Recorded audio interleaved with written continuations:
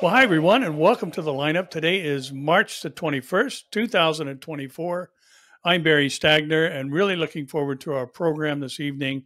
I know you'll be blessed and encouraged as we have a very, very dear friend and special guest with us this evening, Amir Tsarfati, a founder and president of Behold Israel Ministries, and really look forward to the insights that he's going to bring us regarding what's going on with the nation of Israel. And Amir, welcome to the lineup. Shalom, Barry. Thank you very much. I'm excited Shalom. to be here. Good to see you. And a couple of things I wanted to just maybe chat about for a moment before we jump in. One of them is, I know we all appreciate the updates on Connect and what's going on there, but maybe you could share the overall vision with this on-the-ground facility there in Israel and what the Lord has laid on your heart to do. Yeah. So I think the first time I ever talked about Connect was at your church when we first gathered in your new building, and Yes. we had to sit down, talk, and you asked me, and during that time, I mentioned that I sensed that something big is going to happen, and I think that there's a need for me to be in Israel in 2024 and have my base here, and this is exactly what I've been doing. I am in the country. We're building our center here. We named it Connect because it's aimed to connect the people of Israel with the Bible, the people around the world with Israel, the news with the Bible.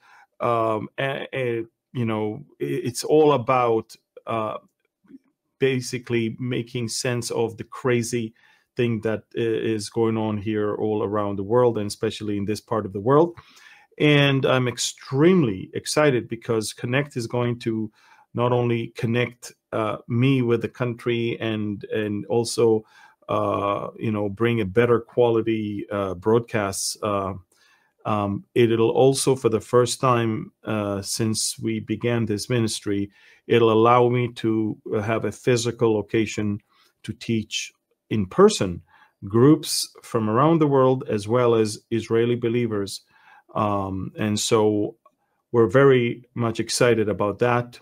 Within a few weeks, it will be done, ready, and we hope to launch the place in mid-May of 2024. Wonderful. Can't wait. Can't wait to see it. So yes.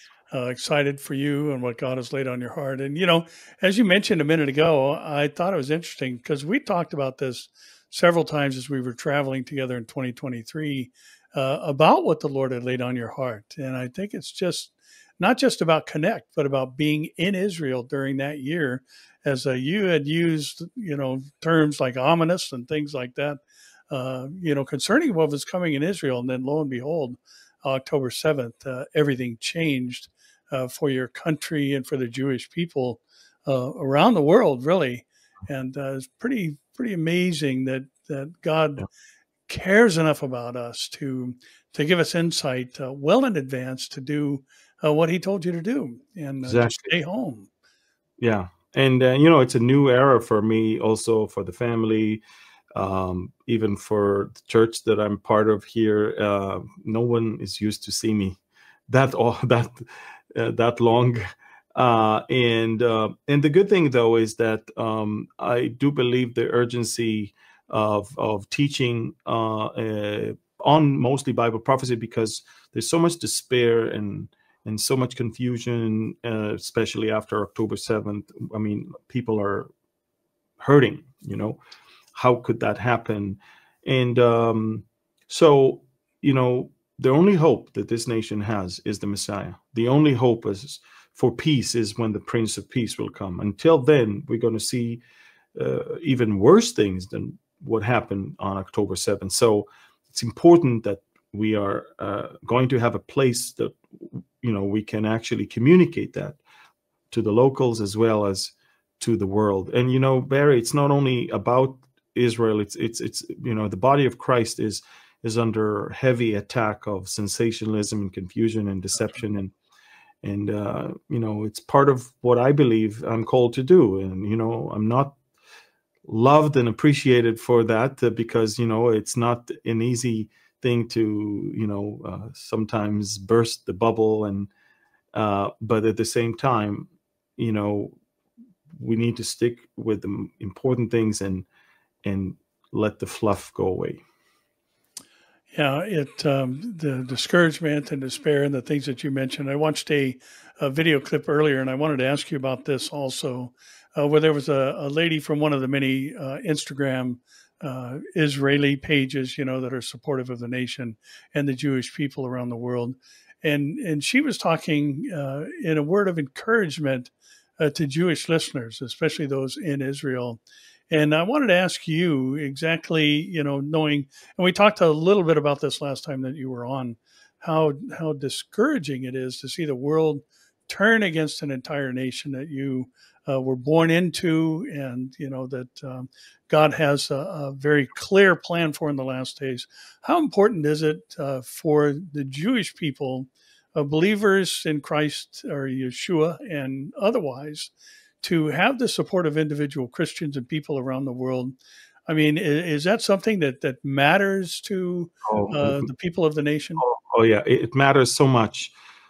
Look, Barry, we are under an enormous attack of deception in levels that you know, I'm kind of familiar with, but most of the Israelis are not. And you have to understand that Israel has been engaged in an effort as a nation to be like the rest of the world, to be accepted by the rest of the world, to be a nation among the nations of the world. The liberals were always trying to hide their Jewish identity in order not to be different. And they were pushing progressive liberal agenda just because we're, you know, part of the whole world. And October 7 comes, horrific things happen. These events happen in the physical location where the most progressive liberal Jews live. It happens in a music festival that is projecting peace and love and all of that. And in the midst of all of that, carnage and torture and death and that we have never seen, in levels we've never seen before, all took place within a matter of a few hours. And you would think that the world will, you know, understand and agree that something has to be done. Well, the Jewish people were absolutely convinced that what happened cannot happen again, and the world definitely understands, because it was filmed, it was documented, and now the world will definitely understand that we have to go and eradicate that evil. Well, no. In fact, what they see now is denial of what happened, justification of what happened, and if anything, the hope that something like that will even happen again in the future. And that shocked the Jewish people. Now, you have to understand, it came with as no surprise to me or to any conservative that understands exactly who we're dealing with. But you can imagine the shock of the peaceniks, those who were fighting for the rights of Palestinians, for the hopes of Palestinians, those who were advocating for Palestinian statehood, those who were always there for those poor people, those who thought that there are so many of them that are only there to live in peace with us. And they are shocked to find out that on the other side, they want to destroy us. And they are shocked to find out that the world is allowing those type of genocidal plans to be communicated all over the world without any interference. Well, it's interesting, as you were talking, I was thinking, you know, what the diaspora couldn't do, a lot of people in the progressive left are trying to do today, and that's just get the Jews to assimilate, basically disappear.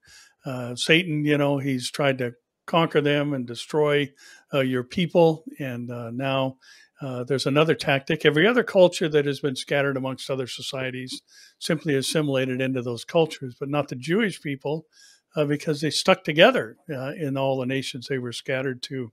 But Satan obviously understands the role of Israel in Bible prophecy in the last days, and his hope in destroying the plan of God is to destroy the people of God. And just watching all this unfold, I think for any Bible-believing Christian who understands Israel's role, creates just a huge empathy in our hearts. I know it does mine for you and the people of Israel. And I wanted to talk to you about a couple of stories and have you comment on them regarding some of the things going on your borders, really, but specifically on the northern border. And I saw an article from the Jewish News Syndicate that asked the question, is a war against Hezbollah imminent? And this Iranian proxy on your northern border continues to be active in firing missiles and rockets in your direction, and seems to be just maybe waiting for something to push the ultimate button for an all-out attack. But does it seem as though a northern front is going to increase beyond even what it is right now? Absolutely. Absolutely. 82,000 Israelis will tell you that they're not going back home unless we finally deal with Hezbollah.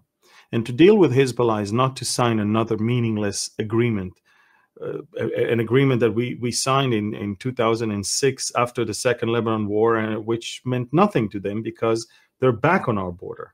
And so we totally understand that another political wash away agreement is not going to do it. We need to take from Hezbollah its capabilities. And in order to do that, we must eliminate their capabilities, or at least hurt them very badly. And we've been doing that. Look, at least the area next to our border, we've been cleaning it up from the air. Obviously, we haven't begun a ground maneuver, but a ground maneuver is the next thing. And we have 3 major infantry divisions and armored divisions along the border right now. We have been exercising over the last few weeks on the border, and we have plans ready. And I'm not going to tell you when, but we already have a date. I mean, for the northern operation to begin. We are waiting for a couple of reasons at the moment. First of all, we want to finish the job in Gaza. We could have finished it if it wasn't for the U.S. administration not insisting on us not going into Rafah. But we're going into Rafah. We made it very clear. We already have the Prime Minister approving the operational plan for the military operation. Now we have the plans to evacuate the population that needs to be approved and then implemented. We've got close to 1 million Palestinians in the Rafah area that we are going to move to areas northwest of where they are right now. We want to clear the city and go in and destroy the last 4 battalions of Hamas that are entrenched right in that city. We also want to discontinue the free flow of ammunition and weapons and goods from the Egyptian side under the ground, along the what we call Philadelphia corridor. And in order to do that, you have to have a ground maneuver. People don't understand that whatever is above the ground in Gaza is about 40% of our problem. 60% of our problem in Gaza is not above the ground, it's under the ground. Right. And so we need, in order to get there, you can't do it from the air. You have to go and you have to send your troops into those tunnels and then make sure that we destroy them after we map them and make sure that we find whatever we need over there. And so, again, don't forget, Barry, we have still 135 hostages that are there, of which I believe at least 50 are still alive.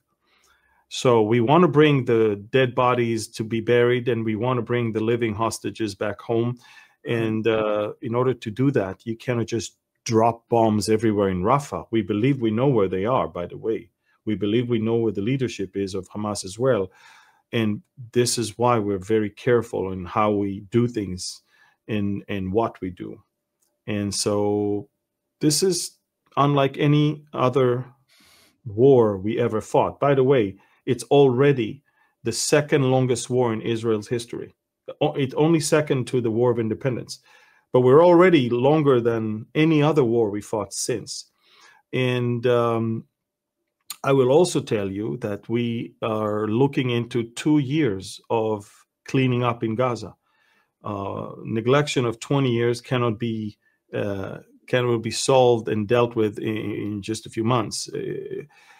And one of the proofs to that is that we were in the Shifa hospital a few months ago, and now we had to go back because they're still around. They're under the ground. They're assimilating in the civilian population, and it takes time to clean up. And they were completely shocked that we got back to the hospital, and this time without any resistance. I mean, within 20 minutes we were there, surrounded the place, and they were trapped. And we called them out, and 90 terrorists were killed, and 350 were taken, arrested. In fact, the hospital, not only that it was a place for terrorists, but right now the Israeli army has a whole corridor in the Shifa hospital where we are interrogating those whom we captured on the spot.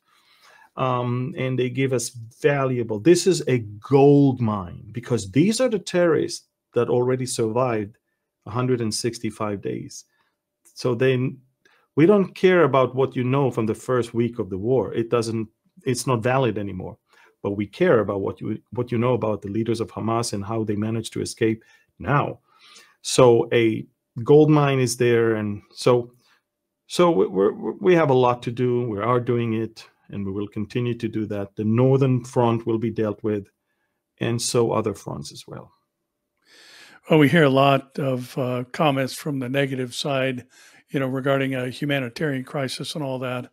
And, I think one of the things that the world just turns a blind eye to is all the efforts that the IDF makes to give advance notice to vacate areas where there's going to be either an air or ground assault.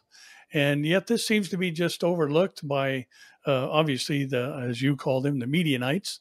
And, there's just an indifference to all these efforts that are unprecedented in the history of war. People just don't do what the Israelis have done. And so, surprise is one of the key elements of any battle, and gaining the upper hand over your adversary. And yet you guys have been careful and cautious and alerting the civilian population, and yet the world, that's all they want to talk about is a humanitarian crisis. And yet, like you're talking about with this hospital, I've seen some of the pictures you posted and watched other videos about caches of weapons that are found inside of homes, and the things going on at the hospital as well as other places where they're basically terrorist headquarters or strongholds, or even like an armament depot inside of somebody's house. Where is the United Nations? Where is the World Health Organization? Where's the International Red Cross? We just proved to the whole world then, but even more so now, this is a headquarters for terrorists. It's not a hospital. They were shooting at us from patients' rooms in a hospital. And so, look, we are engaged in a three-dimensional war. It's a war above the ground, it's a war under the ground, and it's a war in the airwaves and in the media. And it's nice if you make advancement on above the ground or under the ground, but if you're losing the media one and the international pressure is mounting, and then you don't get munitions and you don't get help, nobody wants to sell you. I mean, I'll give you a secret, Barry, but many of our good friends are not selling us TNT right now because Russia is threatening them not to sell. We are dealing with a situation where we need to be very careful on how much we use our ammunition. And it's not look, we have quite a few challenges here. And again, the media is out there to blow up things out of proportion in order to apply pressure, so it will be translated in real help on the ground that we will not get anymore. But guess what? Guess what? They're going to lose, and we're going to win, because we know the end of the book, don't we? Yeah, that's right. There you go. Yeah, you had something interesting happen down by Eilat that was, according to Times of Israel and other papers, a first. Maybe you can talk about what happened down there. Well, you know, we are subjected not only to attacks from Lebanon, but also from the Houthis in Yemen, as well as from pro-Iranian militias, or what they call the resistance, in Iraq and Syria. And they're using missiles and they're using drones. And so one of those missiles from, we believe, from Yemen, because it came from the Red Sea, landed north of Eilat in an open space, in an area where we have cameras that are monitoring animals and the movement of animals in that region. So that's how we captured that footage that I posted on Telegram. It didn't hurt anyone. That's why there was no alert that was activated, because we could calculate that it's not going to fall on populated area. But you know, this is what we deal with. We have literally rockets and drones flying from the south, from the southeast, from the southwest, from the northeast, and from the north. And the only area rockets are not flying towards Israel from is the Mediterranean Sea. But from every other direction, rockets and drones are flying, and we are so they're testing our systems, and we are testing our systems as well. And we are finding solutions. It's a fact that hundreds of missiles and drones flew at Israel from all directions, and yet nothing from Syria, Iraq, or Yemen hit or hurt anyone. So, I mean, it says a lot. We are definitely watching an effort of the Iranian proxies to attract the attention and efforts in order to let Iran buy time to do what Iran wants to do when it comes to the nuclear program over there.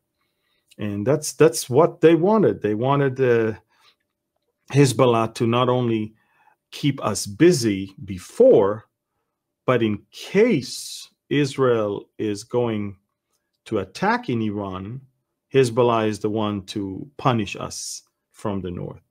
So let's put it this way. It's not really working for them, you know. And as I said before, the Iranians were very surprised on October 7th, very surprised. And they also were pretty angry with Hamas, because Hamas did not coordinate with the Iranians the day. The plan was that on a given moment, everyone will attack at the same time. And the simultaneous attack would have probably brought Israel down on its knees. And I'm not even sure if I would be here to talk to you right now. But Hamas, you know, doing what it did, basically caused the Iranians to say, okay, we're going to support your efforts, but we're not going to fight for you. And that's what we see. You know, Hezbollah is just paying lip service and sending stuff, but they're making sure there's a line they don't cross. And Hezbollah has 250,000 rockets, of which 10% are precision guided. They could, you know, Hezbollah can change the skyline of Tel Aviv if they want.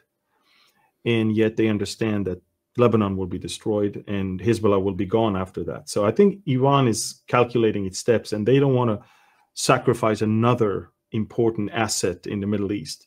So Hamas, they already understand they're going to lose it. They don't want to lose Hezbollah.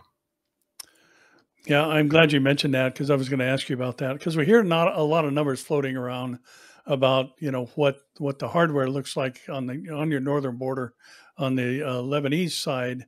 And, you know, Hezbollah is not Hamas, as you well know, as far as their capabilities. And, you know, these aren't, you know, factory made, garage made missiles that are coming out of Lebanon. I mean, as you mentioned, there's a good percentage of them that actually have smart technology. They're not just a dumb bomb or a dumb rocket that just kind of, you fire it in the general direction and it lands where it does. These have, you know, GPS guidance and all these other things. So they're very accurate. And so that's a major game changer. And that's why I wanted to lead with that question for you. You know, is there, you know, a Hezbollah Israel engagement on a different level coming in the future? And because that's a whole different animal than even what's happening on the southern border. And, you know, Amir, as you talked about, I always find it interesting, and I mentioned this on the lineup regularly, how bizarre it is for Israel to be told what to do by the U.S. or other nations. You know, you're a sovereign nation, the only democracy in the Middle East. You know, the Arab Israelis have wonderful opportunities to both practice their belief system, to hold jobs, own businesses, be members of Knesset, and yet, you know, none of that is recognized. It's all, you know, just negative, negative, negative. The UN, the United Nothing, you know, passes some, I think it was 14 resolutions last year against Israel, and yet none against the aggressors, against your nation. And it's just, again, I think that points to the spiritual element of this that we're seeing happen in the last days. Exactly. And I can tell you the sense among the Israelis is that it's time to disengage from America. The sense among the Israelis it's time to manufacture our own weapons. It's time to not lean on a country that thinks that we are its 51st star and state.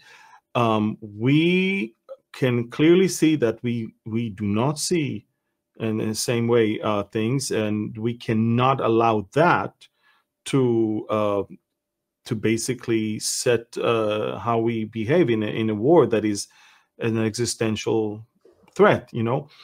And you know, oftentimes, Barry, we talk about the fact that America must decline from empire status or superpower status for the Ezekiel war to take place. But I see it on both sides. I see not only that America is declining, but also Israel is interested in disengaging. And it's what we see now is we are alarmed that America will unfreeze $10 billion to Iran and yet I guess prohibit Israel from finishing its job with people who wants to destroy it. So we're you know, calculating our moves. Now, of course, I am hoping that by November there will be a new president and a new administration but let's face it, until November, a lot can happen. I mean, we're only in March right now, and so much can happen. And so we understand that we cannot be hostages in the hands of lunatic, progressive, liberal administration that is completely giving up to the woke part of its party. It's just not, you know, it's unbelievable.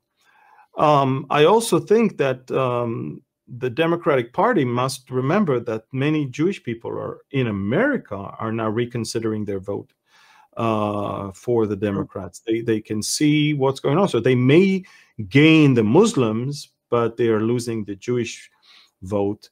So I'm not sure if it's a smart move on Biden's behalf. Look, not only America, but also Europe, we're watching it. We're watching the Islamic takeover. And I strongly believe, Barry, that the rise of the Antichrist in Western Europe will be related to their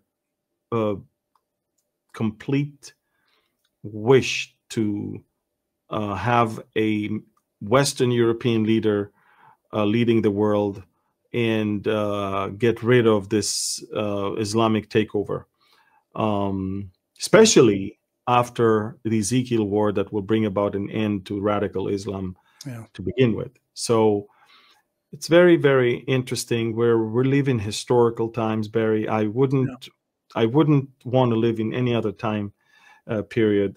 But we must be very strong and with perseverance and endurance and patience. These are things that more than ever before believers must be equipped with. You know, it's interesting that, the highest ranking Jewish official in the elected official in the history of America, Chuck Schumer, is calling for, Netanyahu's removal. And again, this strong arming and influence and threats of withholding financial support and all these things.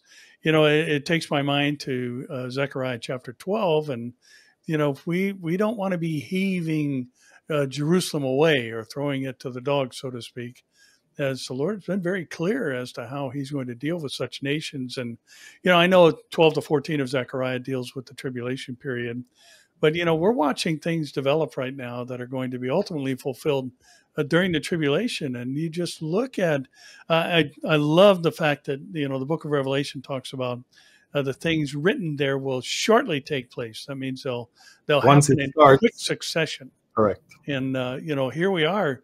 I mean, October 6th, the world looked one way. October 7th, it was completely different. And, we're just watching this escalation of movement toward the time of ultimate fulfillment, when the 70th week of Daniel comes back into play. And it's just bizarre to see, an American Jew kind of taking an anti-Israel posture, and this government's got to go, and yet this is all part and parcel of what the last days are going to look like. I think that there is a coordinated effort between the radical left in Israel and the progressive movements in America to topple an elected government in Israel. They've been trying to topple Netanyahu for the longest time. Somebody in Israel thinks that it's a great idea to use the war as an excuse to remove him.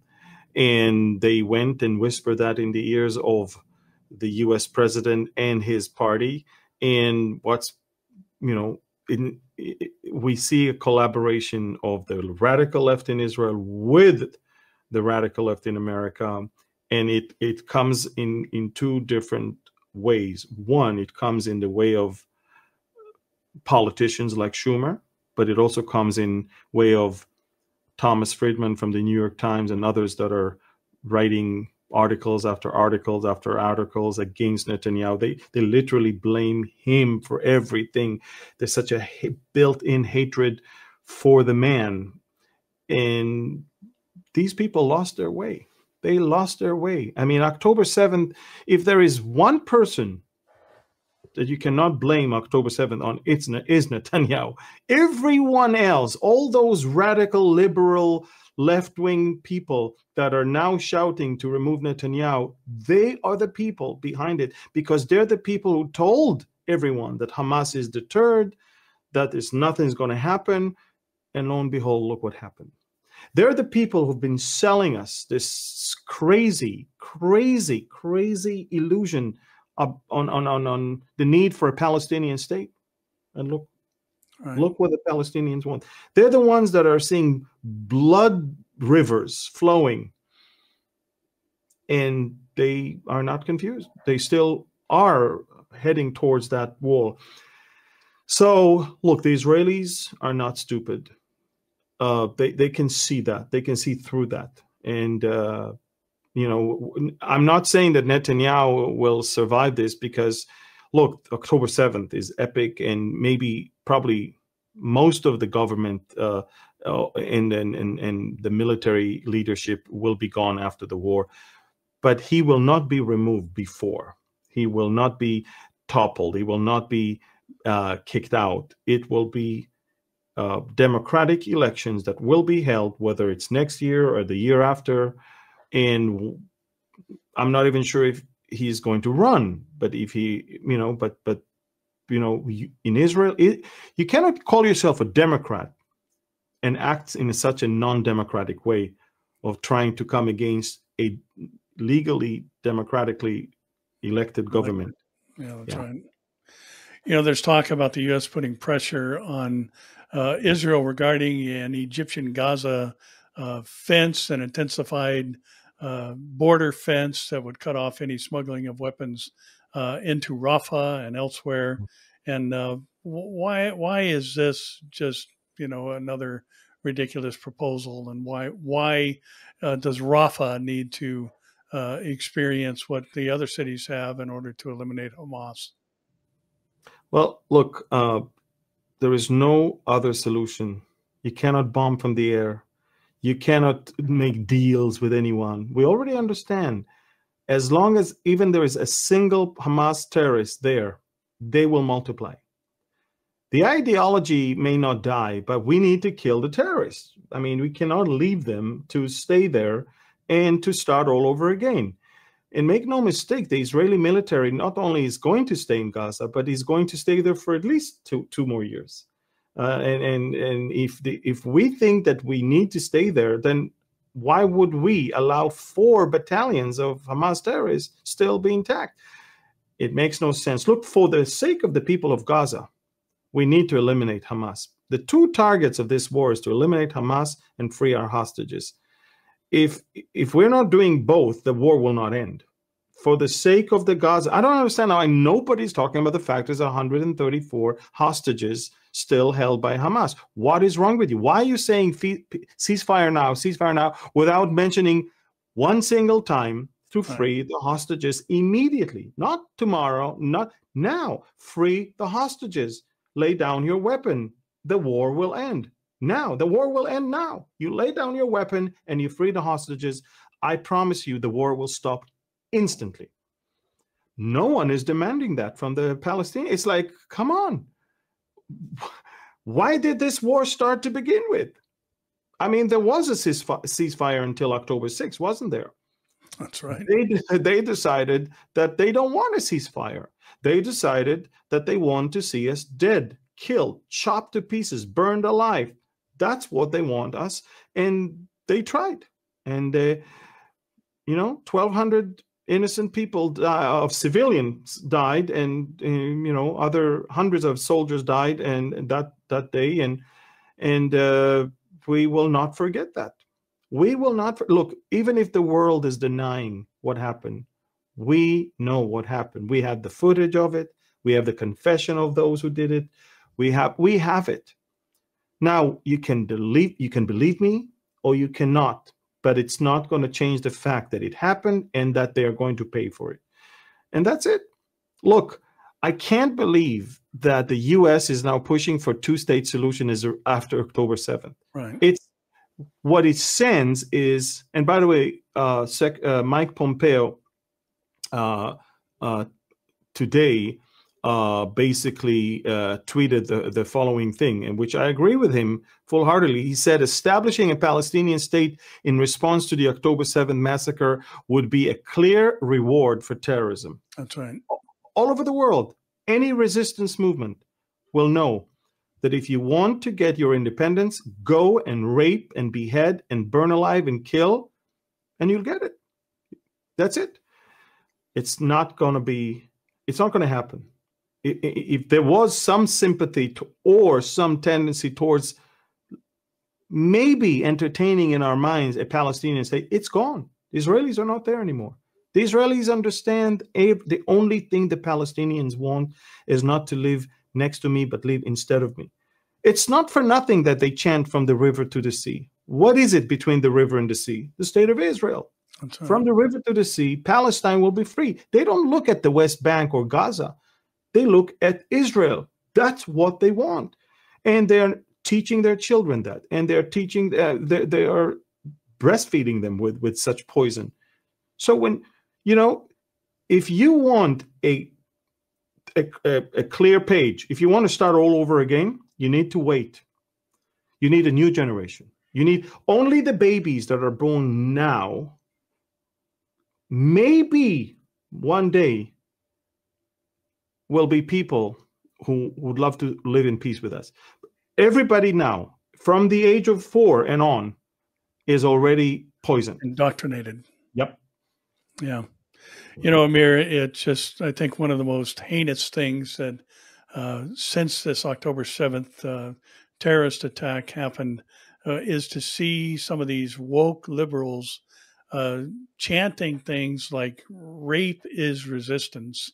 Mm-hmm. And just, you know, the mindset today is beyond bizarre. And, you know, it reminds me of what Paul was talking about, you know, the time coming of strong delusion. And what a delusional thing to say. And delusion is driving much of what we're hearing and seeing today regarding some of these pressures that are being put on you as a nation. It's like you were just saying, it doesn't make sense. You know, the Palestinians don't want a two-state solution. They want a one-state solution, and that is the state of Palestine and no Israel. And yet all of this is ignored, you know, just because Satan hates Israel and wants to see the destruction of the Jewish people. So, you know, again, we're living in times that, as you said, I agree. I am so thankful to be alive right now. We have more reason for confidence in the Word of God than any generation before us since the time that Jesus himself walked the earth as the Word of God. I mean, we're watching prophecies and precursors to fulfillment of prophecy happening all around us.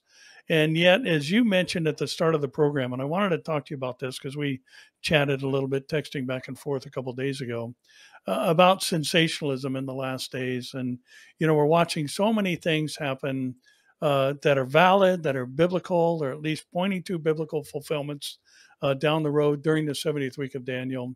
And yet people are going over the moon about the moon and, you know, solar eclipse and all these other things. And here we are.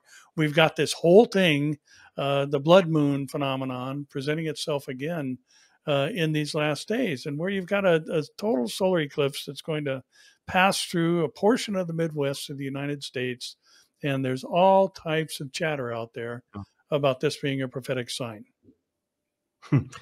Well, you know, I know personally people who left faith after the tetrad of the blood moons when nothing happened, and they were told that it's significant, it's huge. And to some degree, there was a hint that the rapture might even take place because the tribulation is about to start. And people were disappointed to the point that they just walked away from faith. Yeah. And I've seen that more than once. And just as I came against the blood moons as a sign for a rapture now, or the tribulation beginning now, and later on in the September 2017 Revelation 12 sign in the sky, I came against that as well. Look, I'm not against the word of God being fulfilled. And that's what people need to understand. I'm against the wrong teaching of it and the misleading that is coming with it and the deception. And I'm telling people, look, if you take things out of context, you will always be disappointed because it will never happen. It will not be the way you want it to be. Yes, I also want to be raptured now. In fact, I wish the rapture will take place in a second. And by the way, it can. By the way, it can. You see, the thing is, I don't need to wait for a solar eclipse for the rapture to take place. I don't think we need to wait for that. I think God is fully capable to take us now, and biblically, it will fit perfectly to what we know from. If Paul's thought that it can happen in his lifetime, how much more we can and allow to think that it can happen at any given moment right now. And to put a notion that a solar eclipse, and by the way, those eclipses happen all the time, every few years, to say that this is it, A, it's not true, and B, it makes us look horrible in the eyes of the world, because every time we come up with stuff like that and nothing happens, everybody's laughing at us. And 3, it causes many believers to be confused, angry, disappointed, and to some degree, sometimes people walk away from faith. And I I said that then, and I say that it again now. What Jesus talked about in Luke 21, what Daniel, what Joel, what Revelation talked about, these are things that will take place during the tribulation. I'm not against it. I know there will be signs in the heavens. I know things will, Right. I know that the sun will darken. I know that the moon will look like blood and all that. All of these things will take place. I'm not against it. I don't deny it. I just know that scripturally they will be part of the tribulation. And if I am a pre-tribulation rapture believer, I am not going to be here to see those things. Right. So you're basically forcing me to say that if I'm not to be here during the tribulation, and these events are events of the tribulation, then on April 8th, the tribulation must already happen, which means that I must be raptured before April 8th, which is date setting, that is wrong to begin with. And so what happens is by April 9, people will see that they're still here, and that the tribulation hasn't begun because the Antichrist is not even here yet to rule. Maybe he was born. Maybe he's around us, but he's not yet revealed. So all of these things, it makes me sad more than anything else. Makes me sad because here we are. Both of us, by the way, Barry, we dedicate our life to teach people on Bible prophecy so they will not fall into this. So they will not be confused. They will not be deceived. They will not be, but we want to encourage them, not to discourage them, not to bring them down, but to, and sometimes we're the bearers of bad news. Sometimes we're the ones that say, you know what? That's not true. It's not true. Yeah, Amir, what you said is so important because not only does it discourage people, it discredits the message. Exactly. And, when you're talking about, well, this is going to happen in the future, that's going to happen in the future, and you start talking about things that clearly show themselves to be unrelated to what supposedly is prophetic, then who's going to believe that some guy's going to rise up out of the revived Roman Empire and deceive the whole world and cause the world to take a mark? And then, it just, to say nothing of what it does to the gospel. And we look like a bunch of kooks when we say kooky things. And, the whole of the message gets discredited. And that's why it's just so important to stick to the facts. And, I've said this before and I'll say it again. The Bible is sensational enough. It doesn't need us to add clickbait or anything else to it to communicate something that's just divine in nature and supernatural. And Amir, we've got a couple opportunities coming up, and I'm looking forward to it. We had such a wonderful time on the Alaska cruise. Actually, I was speaking somewhere last Friday night, and the couple that sat next to me was on the Alaska cruise and is booked for the Mediterranean cruise. And we've got some great opportunities coming up later in the year, and looking forward to that. And there's not only are we going to be moving through, as we have in the past, revealing Revelation and teaching the book of Revelation in its entirety in a short span of time, but now on what's the May date for discovering Daniel? I think May 4th. May 4th. Yeah, I just received yesterday from Harvest the copy of the actual book and of the workbook that is coming with it. And I'm so excited. It looks great, and of course, as you can see, it is very similar to the I guess revealing Revelation. Revelation. Yeah, I'm very excited about that, and more so to teach it with you on both the Mediterranean cruise in October and next January in the cruise to the Caribbeans. And in 2025, look, I promise not to travel in 24, but in 25, I'm excited to travel again with you in Asia, South America, Europe, North America. So get ready. Yeah, it's been, and I told you this. I'm still doing a little bit of travel and speaking at different places, and and it's just odd to go. And when I get off the plane, you're not on the other end. So I'm looking forward to us getting back at it together, and Yeah. to teach these massive books in just a single setting in the span of the length of a cruise is just a wonderful opportunity. I'm looking forward to both of those Yeah. coming up. So, if you haven't pre-ordered Discovering Daniel, you really need to do that, because these things are so important in getting the word out there to the world, and causing those who are in the brick and mortar stores to consider putting a book on the shelf.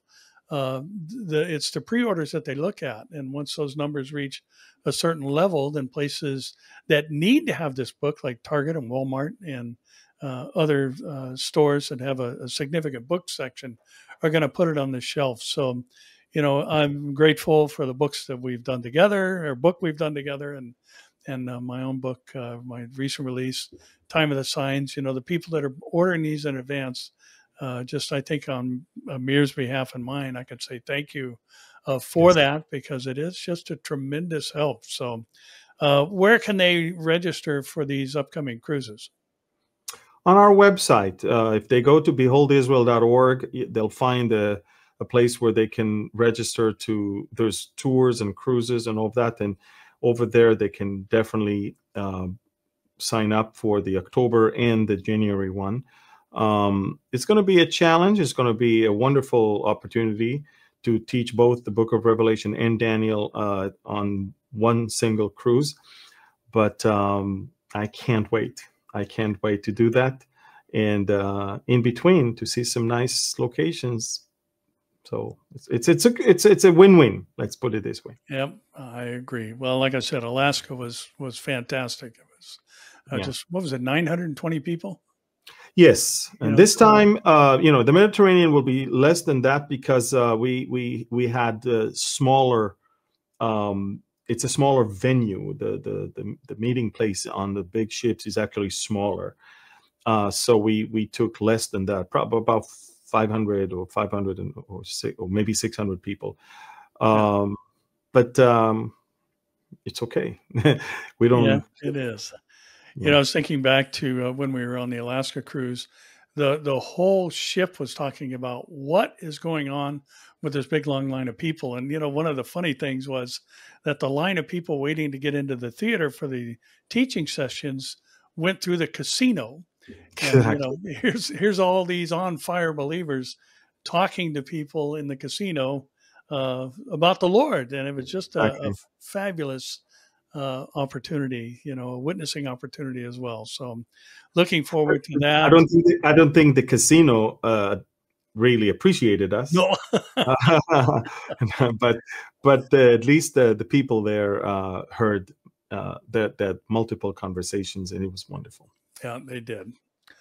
Well, my friend, great to chat with you and see your face and hear your voice, and we're praying for Israel. We're praying for you. Excited about Connect, and looking forward to the things that are going to take place later in the year. So thanks for giving us a little bit of your time. I know you got a million things going on, but much appreciated. And we are praying for the peace of Jerusalem, and praying for the Prince of Peace to make himself known amongst the Jewish people. So thanks for joining us, and we'll talk to you. Thank you very much. Again soon. Shalom. Shalom. Well, that's it for this week. And, be praying for Amir and the nation of Israel as God has obviously brought the people back for the purpose of fulfilling the 70th week of Daniel and all those other things. And we are so privileged to be alive right now and watch these things happen. So I hope you were encouraged this week. And, I think we have a responsibility to those who are out there around us who are chanting foolish things. And, I just watched interview after interview where someone, is asked a question, what river, what sea? And people, they don't know. They can't even answer the question themselves. They have no clue what they're chanting, but they're just following the masses and doing, what somebody they know has told them they need to do. So let's get out there and be truth bearers in these last days. And, you know, Jesus is coming soon. I don't, some say you should never say soon, but, you know, we're deep into the generation that will not pass away. And I think with our understanding of eschatology and the things we're watching and even talking about today, I don't know the day or the hour and wouldn't dare speculate, but it sure seems like each day is a better candidate than the day before for that moment and twinkling of an eye. So with that said, that's it for this week. And thank you for joining us on the lineup. And we'll see you here, there, or in the air. God bless.